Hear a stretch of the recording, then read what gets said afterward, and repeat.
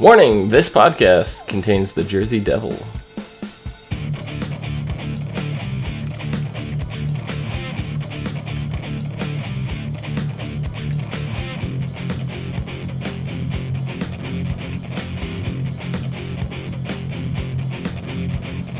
What's up, everyone, and welcome to the ASOTV podcast for Sleepy Hollow, Season 3, Episode 13, Dark Mirror. I'm your host, Dom. With me, my co-host, Clio. Hello. Hello. I gotta get used to where to look. Yeah. Setup. Yeah. And, plain Jane Kim over there. Aww. My camera's stupid. Okay. Some camera problems. Green screen is out of commission at the moment. But in other good news, Clio got a brand new computer, so she's stealing all the power of your green screen to siphon her computer. Yeah. Across state lines. Yep. So, would you ladies think of this episode? Good. I actually super liked this episode. Yeah? Super liked it. Yeah, it was a good episode. I really liked it. There was a lot little we had multiple stories going on a little bit, not like too crazy, but no Betsy Ross. No Betsy That's Ross. true. No Betsy Ross. And the story their story behind the Jersey Devil. Mm-hmm. Yeah. So that was a fun little spin on the story. I completely forgot that the Jersey Devil was a thing until they showed it, and I'm like, what the fuck is that? Oh wait, Jersey Devil. I totally forgot. I was like, we just talked about this last week too. So what did you think of their portrayal of the Jersey Devil? It's definitely not what I expected. I don't know about you guys. Well, there's different stories of how it was supposed to look. I mean, so like Aerosmith. You need a bigger mouth then. No. I cannot find that description. But yeah, so like I said, it's very much different than what is portrayed as the Jersey Devil. Mm-hmm. But there are many different stories of what it could be or what it looks like or what it, all of these Antichrist. It actually was human at one time and it was a baby and it came out like the devil or whatever. I mean, just so this take on it being, obviously tying it to, again, stuff that Ichabod was dealing with, back in the day. So it's I don't know. I think they tied it into the storyline very well. And I like it was a, crazy, evil alchemist. Yeah. I like that.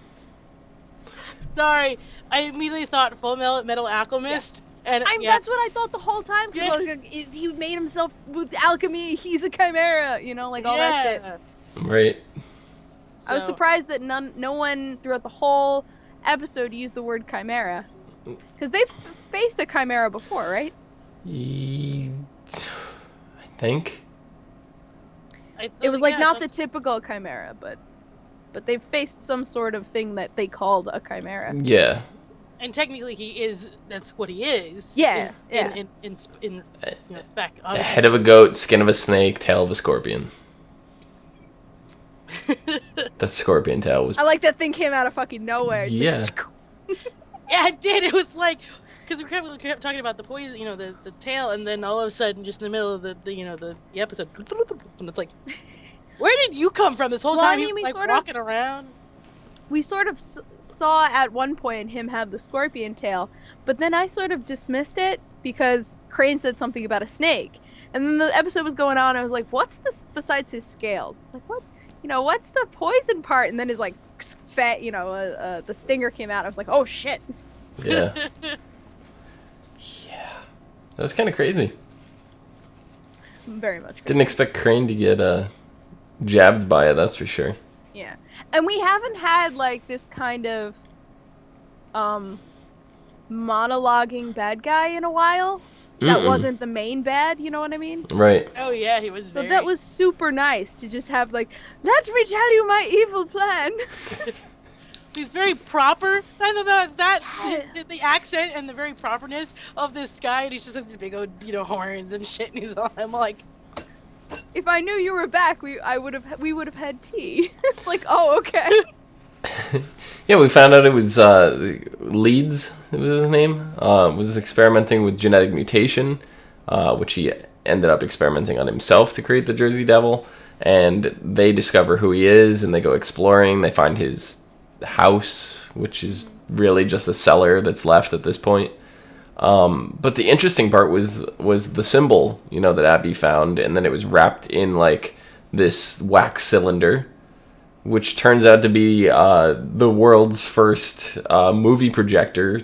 It's like a movie reel, Which fucking kudos to that guy, because the original films were silent. They didn't have sound. Right? So that guy not only invented movies before there were movies, but he managed to put sound in there too. Yeah. Well, the wax, because that's the way records are, the wax, it made so much sense. And, there's no way that the size of that cylinder would be able to produce that length of a movie, but TV well, no, because it was everything we saw that Pandora and the Hidden One were saying to each other. That wasn't in there.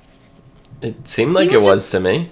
He was talking about it, so they showed us. Yeah, because it started it, and then it went from footage to blend right in, and then it blended out. So I thought the whole thing was footage. No, I don't think he didn't have footage of the Hidden One and Pandora. He was just talking about them with that image over it. It was the story. He was telling the scene. Okay, so it was kind of like him reading a book over what this like sand. So it looked like it was sand, like whatever. He also created the first audiobook. Yeah. Yeah. Yeah. Huh. And here I am anticipating. It was the abridged version. I mean, you couldn't fit that much. I'm sitting over here anticipating 50 Shades of Grey read by Gilbert Godfrey, and which is fantastic if you've never heard. If you've never heard bits of 50 Shades of Grey read by Gilbert Godfrey, it is fantastic. It is. If he has not done a full audiobook somewhere, they need to get him to do that. I'm just side note, but it was kind of cool because they're talking about the Hidden One, like, and all this stuff, and then I was like, expecting to get some information on the Hidden One. We got a little bit. You got a tiny bit, but it was mainly about Pandora and how she got her box.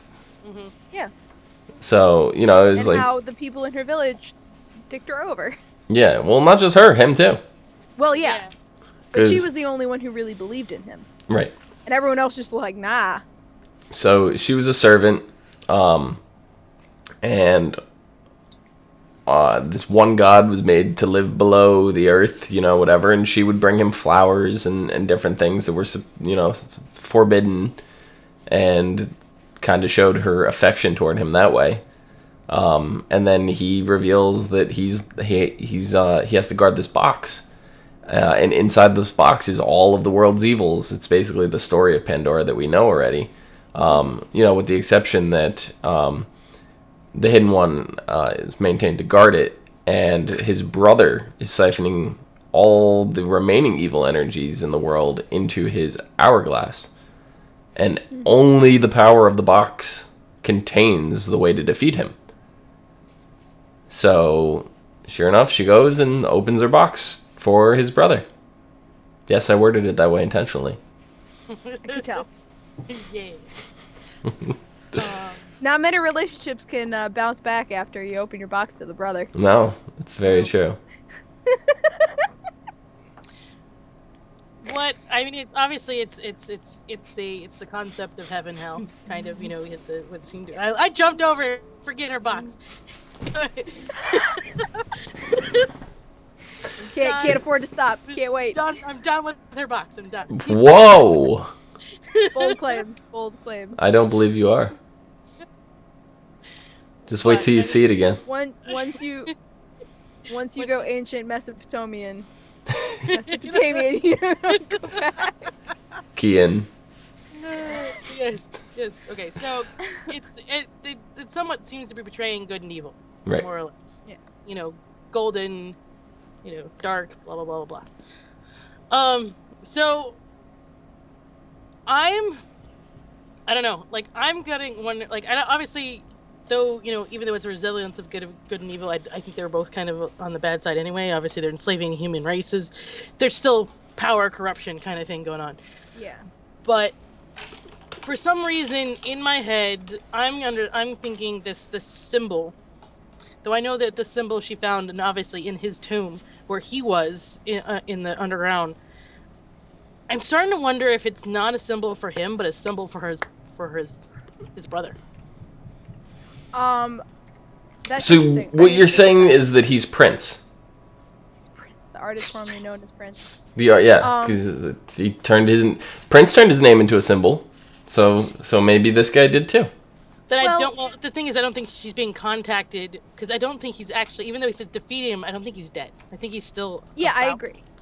So I'm thinking she is not being contacted by, obviously not being contacted by the Forgotten One, but being contacted by his brother. I don't think it's either. think The so? symbol on the catacombs, I bet was there before the Hidden One took up residency there, because they made it sound like the gods were doing their thing, and then they came to this place. Mm-hmm. So I'm thinking, since it's a catacomb, since it's where the dead go, it's like a symbol of some, like, I don't know, like maybe a nicer god of the underworld. I don't know. An older, so you're thinking yeah, maybe it's like an older Mother Earth god, sort of god, or maybe or something that was older than them, older than their presence anyway. Yeah, I want presents. because a lot of especially Greek, the like gods that we know in the Greek Mm-hmm. And then Mythology. they had Titans. mythos, yeah, they weren't the first. No, they You weren't. know, the newer generation sort of pushed the older generation aside to do their whole ruling stuff. So maybe it's like their father or their mother that they were just like, nah. Like the top, was just the top end of the chain. Yeah, and the fact that this is sort of like what Abby does with her hands makes me think it's a more maternal goddess or something like that. Could be. I could be completely wrong, but that's just the feeling I get. Are you hooked on a feeling? Got a feeling. I'm I have a just, cold. okay, I would sing better, but I have a cold. I guess I'm going with what we've seen, but that would be interesting. That again, we're looking at maybe there's some new players that we haven't come into play yet. Yeah. Well, I have no doubt that the brother's coming back. I think that'll be really interesting. I mean, they all but reassembled his hourglass. Yeah. And put the sands of time, or sands of life rather, into the hourglass again. Mm-hmm. You know, thanks to the Jersey Devil. So I want to know what happens when the sand. Lightning rod, by the way. He did. That Was awesome. Mm-hmm. That was a cool way to go out. If you're gonna go out, you die by lightning. He's like standing there, like, "Ah, nice ruse," and they're like, "Do you understand what's in your chest?" And he's like, "Oh shit." But my question is, now that the Hidden One has the hourglass, what happens when the sand runs out? Mm-hmm. Will the sand run out? He turned it upside down. It's gotta go down at some point. That's what an I see. hourglass. I'm sorry. I was thinking sand was leaving the hourglass, but you meant when it drains Yeah. to the other half. Yeah, I don't know. Maybe it's just something that needs to flow continuously, and if it doesn't, then things happen. Maybe. Maybe, yeah. That is. I didn't. Obviously, that was the very end of the episode, so I didn't really completely. Well, because we know the way that the hourglass worked in the story, and that's that it siphons all evil into the hourglass. So if it continues to siphon evil, I think that's when he's going to get his power back. Oh, yeah. I think that's when he's going to be full power. Because he's going to absorb it or whatever. Mm-hmm. And obviously, maybe the only thing that can come between him and that is his brother. Right. Or another god. Since, my thought process is, okay, so they're in the fire of the gods, and they're like lightning and stuff. There's got to be other gods. I'm waiting for some other god to come. There's got to be, because they Yeah. said that to put everything into the box was the first time that all of the gods worked together. So there's definitely more than one god in this mythos, in this universe. They didn't mention the name of the brother, did they? No. No. Okay. We technically don't even know this guy's name, because he's just called the Hidden One. Right. His name is a symbol. He's Prince. That's his name. His name is Prince from now on. I don't believe that's his symbol, because just the way that Crane kept saying with all conviction. It's like, this is an evil symbol. I'm like, I don't think so. Yeah, I don't think so either. I'm not sure. And it took Crane almost dying and Abby to realize, that she was very distracted for her to fess up and be like, look, this has been going on since I've been back. Well, she thought she could control it, and she couldn't. No. Not when you're like completely droned out. She was droned out. Yeah, no, that was bad. I'm like, really? But I mean, at least after that, she knew well enough to be like, okay, I have a problem. Yeah. The first step of your problem is admitting that you have one. Exactly. So, she's not the only one with problems, but probably the most severe of the problems is Abby. But Joe and Jenny, this episode, oh my god. Their problems are just little ridiculous. babies. I mean, it started off, and I'm like, so it started off where they're at breakfast, and Crane is, making Benedict, eggs Benedict, and what kind of rolls was he making? After a traitor. Yeah, he named all this. I don't remember what he said. Because I'm like, I don't know what he's talking about with the rolls. Kaiser? Was it really Kaiser rolls? Is that because I think that's something German that has to do with the Hessians. Okay, maybe. Yeah, well, all of it is all of the enemy. Probably all the food's named after the enemy, apparently, pretty much. So he's all like, what the hell? So Jenny's like, look, so there's something going on. It's not the food. And he hands her the immigration papers. We find out that he missed his immigration interview. And then she turns and goes, we'll just throw Joe's money at it. And we'll get you a really, expensive lawyer and just scare them. And I'm just like, did she really just say we're going to throw Joe's money at it without consulting Joe? Like, it's Joe's money. Joe seemed cool with it. Yeah, Joe was like, whatever. No, he didn't even Joe's flinch. Like, yeah, praise him. Didn't even flinch. And then they go back to Jenny's trailer home, and the place is flooded, and they're like, oh, we got to do renovations, and then she steps away for a little bit, and Joe just drops, like, a brand new, state-of-the-art, like, sci-fi spaceship. How do you buy that in, like, 2 hours? Well, it's the kind that he had seemed like the kind that you drive. Yes, no, it's definitely one you take camping and fishing and crap. So that was a super fancy one. Yeah, so I'm pretty sure he just drove it there. And maybe towed the other one out with that one. With it? I have no idea. But Jenny did not like that one bit. So I think the difference there is, I mean, yes, communication issues, but the difference is, it's like, oh, Crane needs help, he's our friend, yeah, we gotta help him, give him a lawyer. Right. But it's a piece of shit, but it's her house. Yeah. She's got a connection. Yeah. She's got a connection to that piece of shit. See, this is mine. This is what I've owned. I've always, not to mention she's always been by herself. She's always had that, but yeah. Yeah, she's always been by herself. She's never really let a whole lot of people in. So she's letting someone in, and she's like, I like my piece of shit, just like Leo said. Well, she's right back to not letting Joe in. She slammed the door in his face. That was hilarious. Oh yeah. She gave him a kiss first, though. She did. He's gotta learn from his lesson. Well, I mean, she just needs a moment, a bit of space. If he drove up and parked the other trailer, the other motorhome, outside of her old one and left the old one there, I don't think there would have been any problems.